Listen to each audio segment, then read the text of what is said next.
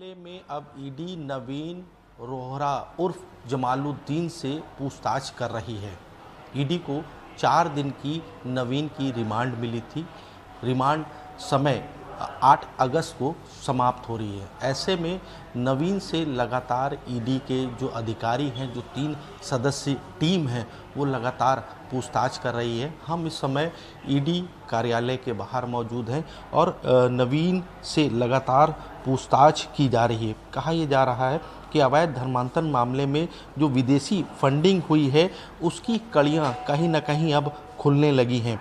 ED की remand को लेकर के छांगुर से भी ईडी ने पूछताछ की थी और पूछताछ में छांगुर ने कई सवालों के जो जवाब हैं वो ईडी को नहीं दिए थे।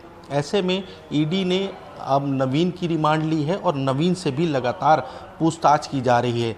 नवीन रोहरा उर्फ जमालुद्दीन ने 2020 के बाद यूएई में 5 कंपनियां खोलने की बात स्वीकार की है। इस कंपनी के माध्यम से करोड़ों रुपए की फंडिंग हुई है। नवीन रोहरा उर्फ जमालुद्दीन ने छांगुर के खाते में कई बड़ी रकम ट्रांसफ़र भी की है। इसको भी स्वीकार किया है। ईडी के जो 3 सदस्य लगातार जो पूछताछ कर रही है, उस पूछताछ में खुलासा हुआ है। अवैध धर्मांतरण मामले में अगर देखा जाए तो फंडिंग संस्थाओं के बारे में भी हालांकि नवीन ने चुप्पी साधी है, जमालुद्दीन ने भी चुप्पी साधी थी।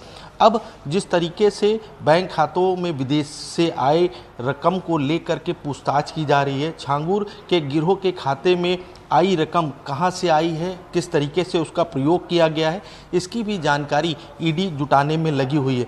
कहा यह जा सकता है ईडी की जो 3 सदस्यीय टीम है वो नवीन से घंटों पूछताछ कर रही है और पूछताछ में जो विदेश से जो फंडिंग आती थी, उस फंडिंग के राज जानने के लिए लगातार पूछताछ की जा रही है। हालांकि अब अगर देखा जाए तो ईडी के पास सिर्फ 2 दिन का समय है, यानी कि 8 अगस्त को नवीन की जो रिमांड है वो ख़त्म हो जाएगी। नवीन को कोर्ट में पेश करना होगा।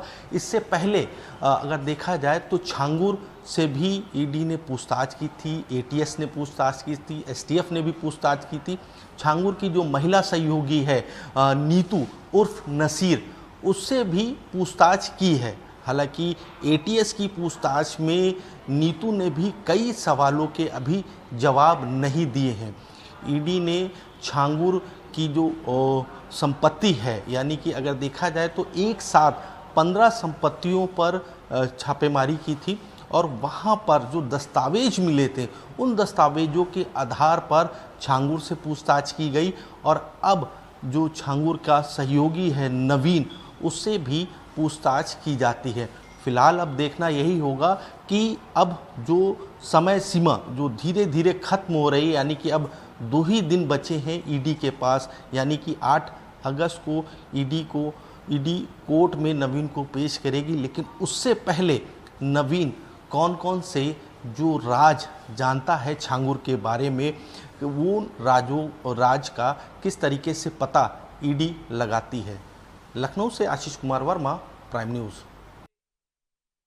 वह अपनी जनता पार्टी के राष्ट्रीय अध्यक्ष स्वामी प्रसाद मौर्य पर आज रायबरेली जिले के सारस होटल चौराहे पर 2 अज्ञात युवकों के द्वारा हमला कर दिया गया। यही नहीं, हमले के बाद स्वामी प्रसाद मौर्य के समर्थकों ने दोनों युवकों को बेरहमी से मारा पीटा और उन्हें पुलिस के हवाले कर दिया। दरअसल आपको बता दें कि अपनी जनता पार्टी के राष्ट्रीय अध्यक्ष स्वामी प्रसाद मौर्य का कार्यक्रम फतेहपुर जनपद के हदगांव में लगा हुआ था। वो लखनऊ से चलकर रायबरेली के सारस चौराहे पर पहुंचे, जहां स्वामी प्रसाद मौर्य के समर्थकों के द्वारा स्वामी प्रसाद मौर्य का सम्मान समारोह किया जाना था। उसी भीड़ में ही दोनों युवक फूल माला लेकर खड़े हुए थे। लोगों को लगा कि ये भी स्वामी प्रसाद मौर्य के समर्थक हैं। फिलहाल जैसे ही स्वामी प्रसाद मौर्य अपनी गाड़ी से नीचे उतरे और उन्हें उनके कार्यकर्ता और समर्थक फूल माला पहना रहे थे, तभी दोनों युवकों ने उन्हें माला पहनाई और पीछे से हमला कर दिया। हमला करने का वीडियो भी कैमरे में रिकॉर्ड हो गया। उसके बाद स्वामी प्रसाद मौर्य के समर्थकों ने दोनों युवकों को पकड़ लिया और उन्हें बेरहमी से मारा पीटा। यानी मारने पीटने का वीडियो भी जमकर वायरल हो रहा है। यानी इस पूरी घटना के बाद रायबरेली प्रशासन में हड़कंप मच गया। वहीं स्वामी प्रसाद मौर्य पर हमला होने के बाद राजनीतिक गलियारों में भी सरगर्मियां तेज हो गई हैं। फिलहाल जिस तरीके से स्वामी प्रसाद मौर्य ने करणी सेना पर आरोप लगाया है कि उनके ही द्वारा ये हमला किया गया है, वहीं दोनों पकड़े गए युवकों को हिंदू युवा वाहिनी के कार्यकर्ता बताए जा रहे हैं। फिलहाल इस पूरे मामले पर जब सीओ सिटी अमित सिंह से बात की गई तो उनका कहना है कि दोनों युवकों को हिरासत में लिया गया है, उनसे पूछताछ की जा रही है कि आखिर उनका हमला करने का मकसद क्या था। Mehtab Ahmed, prime news, Raebareli.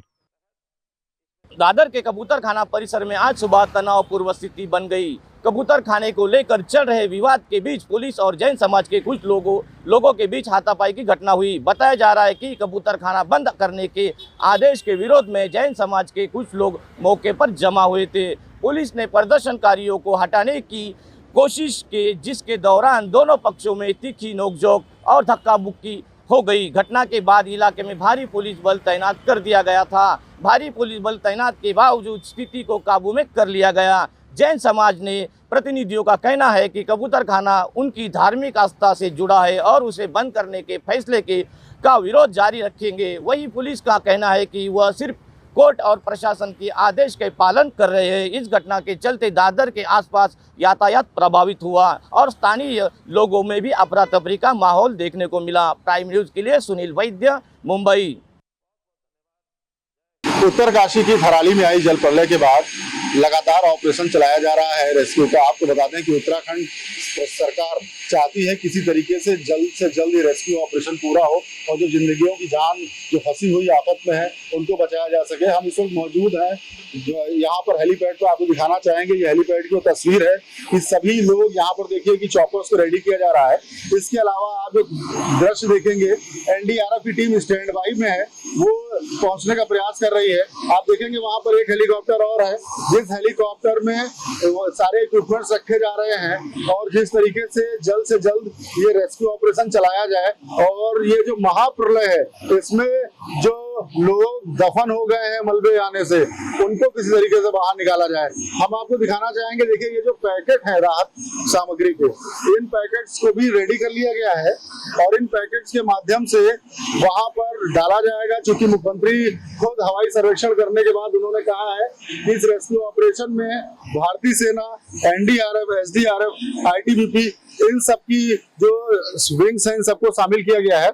इसके अलावा आपको हम तस्वीर दिखाएंगे, ये हेलीपैड की है, सहजदारा हेलीपैड है, जहां से 4 हेलीकॉप्टर रेडी किए गए हैं। जैसे ही मौसम वहां का साफ मिलेगा थराली इलाके का, उत्तरकाशी का, तो यहाँ से ये उड़ान भरेंगे। आपको हम 5 अब तक जा चुके हैं और कई हेलीकॉप्टर्स और हम दिखाना चाहेंगे आपको कि ये देखिए ये जो टीम है एनडीआरएफ की एक पैर पर मुस्तैद है। जैसे ही इन लोगों के पास सूचना पहुंची कि उत्तराखंड के उत्तरकाशी में जो थराली में जल प्रलय आई है, उसके बाद राहत और बचाव कार्य को लेकर ये एनडीआरएफ के वो जाबाज जवान है जो पूरी तरीके से मुस्तैद है और जैसे ही विंडो क्लियर होगी ये लोग भी वहां पर पहुंचेंगे और राहत बचाव कार्य में अपना अमुक योगदान देंगे। देखिए पूरी तरीके से सब रेडी है, बिल्कुल स्टैंड बाय पोजीशन पे है। हम दूसरी तस्वीर आपको दिखाएंगे, यहाँ पर देखिए एनडीआरएफ के जवान है, बिल्कुल रेडी मुस्तैद है। जैसे ही इनको वहां से हरी झंडी मिलेगी कि मौसम साफ हो गया है, ये लोग भी चॉपर पे बैठकर और वहां पहुंचेंगे। थराली में जो लोग फंसे हुए हैं, ये जो जल प्रलय आई थी बादल फटने से, इन लोगों को रेस्क्यू कराने का महाअभियान उत्तराखंड में लगातार जारी है। कैमरामैन प्रभात कुमार के साथ मैं रजनीश दीक्षित, प्राइम न्यूज, देहरादून। चमोली जनपद में पिछले 48 घंटों से आफत की बारिश जो है जनजीवन को पूरा प्रभावित कर चुकी है। बात अगर जनपद के बारिश के लेवल की जाए तो गैरसैंण ब्लॉक में 99 मिलीमीटर बारिश जो है सुबह तक जो है दर्ज की गई है। यही हाल जोशीमठ का भी है, जहां 29 मिलीमीटर अभी तक जो है बारिश दर्ज की गई।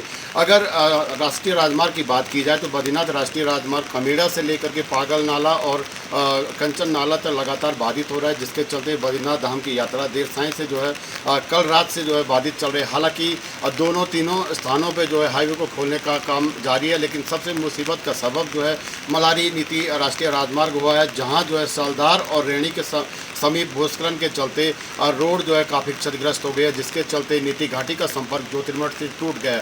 यही हाल जो है फूलों की घाटी राष्ट्रीय पार्क को जोड़ने वाले मार्ग का भी है, जहां आज जो है पूरे दिन भर के लिए फूलों की घाटी राष्ट्रीय पार्क जो है पर्यटकों की आवाजाही के लिए बंद कर दी गई, क्योंकि मौसम को देखते हुए और वैली ऑफ फ्लावर में जिस तरह से बारिश हो रही है उसको देखते हुए पार्क प्रशासन ने निर्णय लिया कि आज जो है पर्यटकों की आवाजाही बंद की जाए, क्योंकि कल साय को यहाँ पे जो घुसा नाला है वहाँ पे उफान जो नाले में आ गया था, जिसके चलते जो है वहाँ पे पर्यटकों को रेस्क्यू करके पार्क कर्मियों द्वारा किसी तरह जो है वापस गंगा बेस पहुँचाया गया था। लगातार बारिश का दौर जारी है और गनीमत ये है कि जानमाल के नुकसान की अभी चमोली जनपद से कोई सूचना नहीं है। प्राइम न्यूज़ के लिए डिस्ट्रिक्ट चमोली से संजय कुमार। उत्तर प्रदेश फतेहपुर जिले के हसुआ ब्लॉक के बिर्राव गांव, जहां पर आज हम आए हुए हैं प्राइम न्यूज़ की टीम लेकर, जो कि गांव का जब सर्वे किया गया इस बारिश के चलते,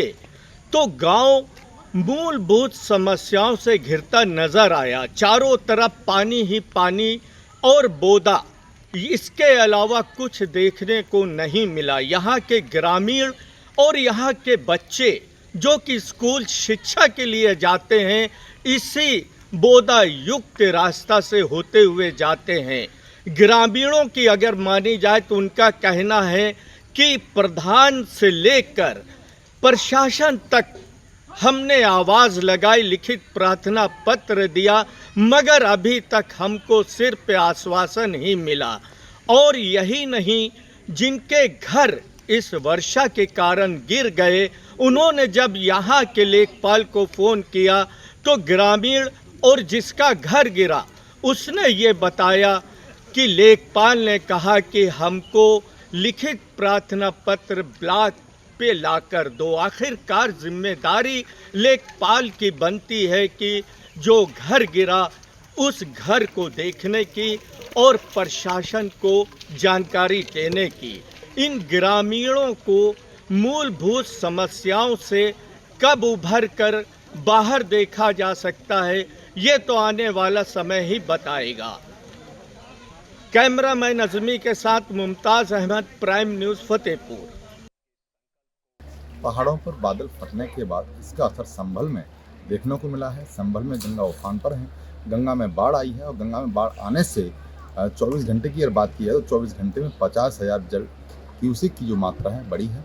अब तक जो आंकड़ा है 1,28,000 क्यूसेक जो जल है डिस्चार्ज गंगा में हो रहा है। नरोड़ा बैराज की ये आंकड़े हैं। और वही मैं आपको बता दूं, देर रात बिजनौर और हरिद्वार से 2,40,000 क्यूसेक जल डिस्चार्ज किया गया। ये जल संभल में पहुंचते ही यहाँ भयावह स्थिति उत्पन्न हो जाएगी। यहाँ के जो गांव हैं, 5 गाँव हैं, प्रशासन ने उनके लिए मुनादी कराई है। मुनादी के साथ साथ जो 40 गाँव हैं जो बाढ़ प्रभावित इलाके हैं, उन बाढ़ प्रभावित गाँवों के लिए प्रशासन ने अलर्ट रहने के लिए निर्देशित किया है। साथ ही 16 बाढ़ चौकियाँ बनाई हैं। बाढ़ चौकी बनाकर राज्य स्वास्थ्य की टीम को निर्देशित किया है। साथ ही प्रशासन ने ये नियम और ये निर्देश बनाए हैं, ये निर्देशित जो अधीनस्थ अधिकारी उनको दिए गए हैं, क्योंकि जो बोर्ड डाल दी गई हैं और गोताखोर लगाए गए हैं और बैरिकेड भी आप गंगा में देख रहे हैं। मैं आपको बता दूं, कुछ दिन पहले यहाँ से 1 किलोमीटर दूर गंगा बुलंदशहर में बहती थी और संभल के लोग बुलंदशहर में स्नान करने जाते थे, लेकिन बुलंदशहर के बाद गंगा चलकर मुख्य घाट पर आ गई हैं। और स्थिति की अगर बात की जाए तो फिलहाल जो गंगा जो है मुख्य घाट पर बह रही हैं और जो बैरिकेड किया गया है सुरक्षा व्यवस्था के लिए लोग लगाए गए हैं, बोर्ड डाल दी गई हैं, तमाम सुरक्षा इंतजाम प्रशासन को किए हैं। इसी मामले में एसडीएम वंदना मिश्रा डुन्नौर से बात की, उन्होंने बताया कि तमाम इंतजाम किए गए हैं, 16 बाढ़ चौकी बनाई गई हैं, गोताखोर लगाए गए हैं और जो जल है अभी 1,28,000 क्यूसेक है। इसको लेकर तमाम तैयारियां जो है बिल्कुल खतरे वाली स्थिति नहीं है। खतरे के पार भी गंगा नहीं पहुंची है। वहीं अगर 2,40,000 जो डिस्चार्ज जल बिजनौर से किया गया और वो जल अब संभल पहुंचता है तो इसके लिए निपटने के लिए पूरी तैयारी प्रशासन ने कर ली है। प्रशासन ने जो गौशालाएँ हैं उनसे जो गौवंश है उनके लिए हटाने भी निर्देशित किया है। और वहीं जो कुछ गाँव उनमें मुनादी करा दी गई है। गाँव से लोगों को दूर जाने के लिए स्वच्छ स्थान पर निर्देशित किया गया और पल पल की अपडेट जो है हम आपको पहुंचाते रहेंगे। प्रशासन इस बाढ़ पर नजर बनाए हुए है। वीडियो के साथ संतोष यादव, प्राइम न्यूज़। गोरखपुर में रक्षाबंधन और स्वतंत्रता दिवस से पहले मिठाइयों में इस्तेमाल होने वाला खोआ यानी मावा में मिलावट के खिलाफ कार्रवाई तेज हो गई है। इस क्रम में बुधवार को यानी आज कैंट थाना क्षेत्र के पुलिस लाइन कारमल रोड पर एक रोडवेज की बस की जांच के दौरान तकरीबन 20 क्विंटल मिलावटी खोआ बरामद किया गया।